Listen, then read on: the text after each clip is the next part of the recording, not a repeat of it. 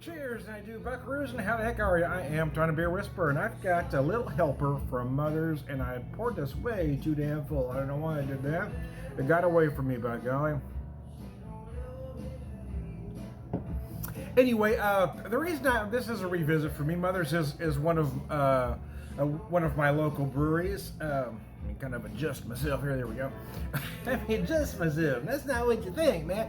7%, 70 IBUs. They tell you to look for notes of citrus and tropical fruit hop flavors, balanced by subtle malty sweetness. The main reason I wanted to revisit this one is because it's brand new in cans. They just got a new can line, so I wanted to give this a shot again. Well, that and, well, you know, it was on sale, man. I'm kind of known as the tightwad beer guy. Yeah, it was $7.48 a six-pack, man. So the nose that you get, for me anyway, is kind of a combination of pineapple, orange, tangerine. It's almost like a candied fruit. You know, you ever have like the candy, you know, like sugared zest. That's kind of what the nose that you get, like the dried candy, for like the dried pineapple. You know what I'm talking about? The orange. I have a slight malty sweetness on the nose. Citrus is out front, but you do get some botanical notes as well to go along with it all.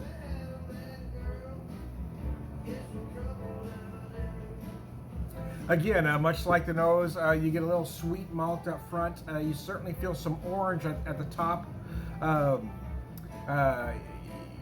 more pungent notes come into play in the middle, and then at the end, you really feel the botanical notes. My mouth was trying to move faster than my brain there. So again, first beer of the day too. It is nice. It is a nice IPA. It's one of my favorites. I don't know this for a fact. I feel like they've kind of tinkered with this recipe over the years. And I think right about now they've got it about perfect. It's what we call in this neck of the woods a Midwest Coast IPA.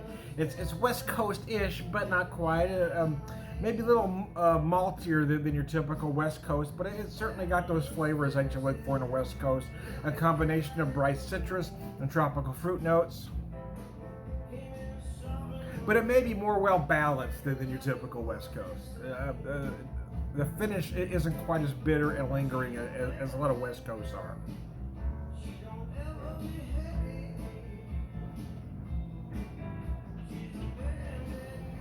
And again, you get those slight botanical notes right at the end to kind of help dry everything up, to clean up any lingering sweetness. So there you go. It's a good beer, man. It's one of my personal favorites, to be honest with you. I don't necessarily have a go-to because I kind of like to jump around a little bit, but again, for one of my local IPAs, and again, sometimes it's about price, man. Yeah, $7.48 a six-pack. That's cheaper than some macros out there. I mean, hell, I've seen Mick Ultra go for $9 at some places. $9, that's crazy. So when I can pick up a quality American craft beer, you know, local independent craft beer for $7.50 a six-pack, you better bet your keister I'm going to pick it up. And my Mother's glass here. I don't even think they use the style anymore. I don't even know what you call this. I picked this up several years ago. At least half a decade at this point. I've had this glass a while. It's lasted, man. But I like it for IPAs. It's good for IPAs, but it's also good for stouts.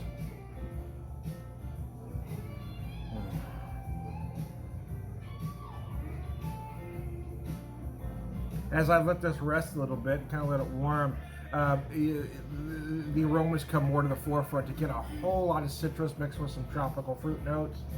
I would say tangerine, orange, and grapefruit are in the forefront. Pineapple, passion fruit probably ahead to cast on the tropical fruit side.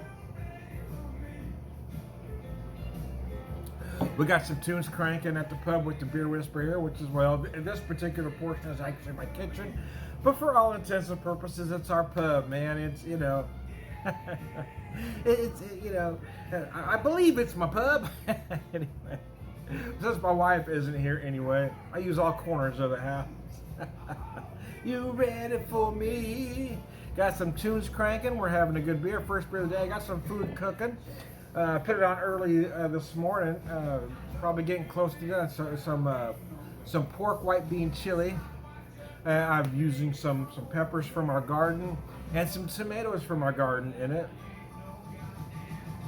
But I make a big batch. I use 2 full pounds of white beans, baby beans, because I'm gonna take. I got my fantasy football drafts tomorrow, so figure my wife and I'll have it for dinner tonight or lunch or something, and then I'll take the rest to the fantasy draft tomorrow.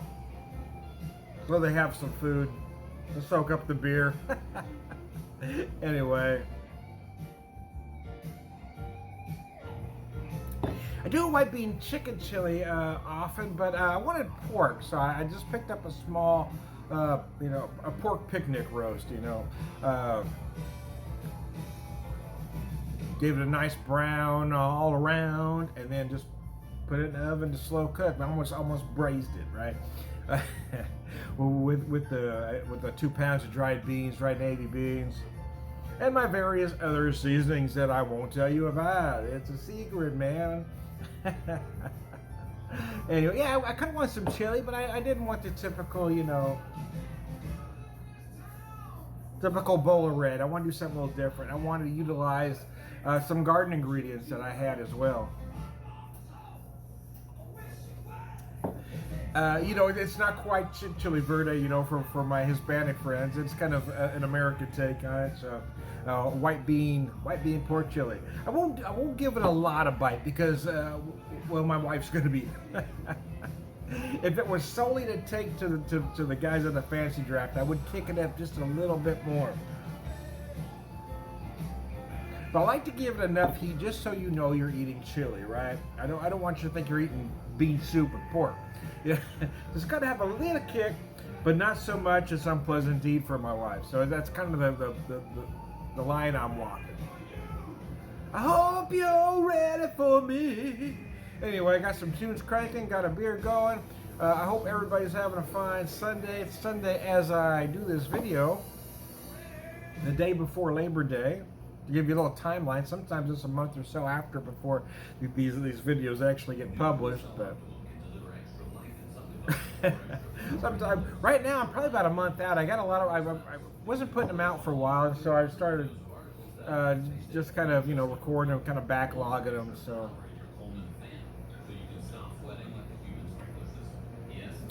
but I'm not putting out the videos as prolific as I once did. Kind of slowed down on them a little bit.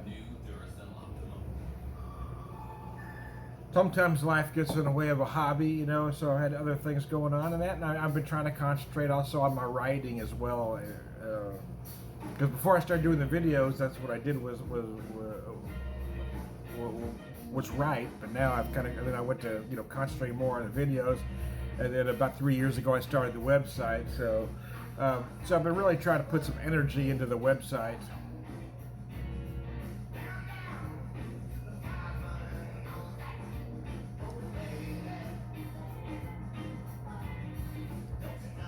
Yeah, you really feel those sugar notes up front. You know, again, it feels like that candied fruit, you know, like the dried sugar, grapefruit, and orange, you know. You may find some stone fruit in the middle, and then kind of dries up, cleans up very nice at the end. You don't really want that lingering sweetness. You do want it to stay sweet, but you don't want it to get too bitter that's all you remember. And I think this beer strikes that perfect balance between the two. So there you go. Let me get that can up there so you can see it. Mother's Little Helper. Mother's Brewing, Springfield, Missouri. Went into announcer voice for no apparent reason, but there it is. I'm the Beer Whisperer, man. Beer evangelist, prolific beer drinker, purveyor, wisdom, man. try to relax on this weekend, man. It was a week at work. Wasn't necessarily a hard week, but the first well, I'm gonna say first 3 days were very hot, and I was kind of under the gun a little bit. I was really trying to do about twice the amount of work taken me. I was just trying to get some stuff done. And it was just hotter than heck, man. I'd come in for making my deliveries, and I just have sweat dripping off of me. Monday, for instance, I mean, I was in the office, in an air-conditioned office for the last couple hours of my day, and by the time I got home, my t-shirt underneath was still soaking. That's how sweaty I was. I mean, I was trying to avoid people at all costs because I knew I had to stink something fierce, man. I do love the job, though. I really do. Every once in a while, the office politics irritates me a little bit, but I actually I love what I do more than I probably have loved any job that I've ever had, to be honest with you. Because there are parts of it that are extremely rewarding. Anyway, and that includes even working at the brewery for a couple of years. Because I really like doing that because I was dealing with beer. I've been good in sales occupations for most of my life, but I really liked selling the beer because I wasn't trying to push anything upon anybody, right? I'm not trying to bilk old ladies out of their life savings. That I couldn't do because I tried to. I had some folks from financial places are brutal out here. They're always hiring, and it's just not something I felt I could do because I can't talk somebody into something I don't think they really need. But when I was selling beer, I was selling to liquor stores and bars, and you know who could use the product. I was selling a good product at a good price. But what I do now, kind of, it's just a job that makes me feel good about myself and what I do. So there you go. My music stopped. I don't know why my music stopped, man. Anyway, I was kind of wrapping up, and then I got going on about something else, which is the main reason I don't call what I do a beer review. I am Tony the Beer Whisperer, beer evangelist, prolific beer drinker, purveyor of wisdom, man. All right, good guy. Mothers, man, they're doing some great craft beer right here in Springfield, Missouri. Cheers, y'all.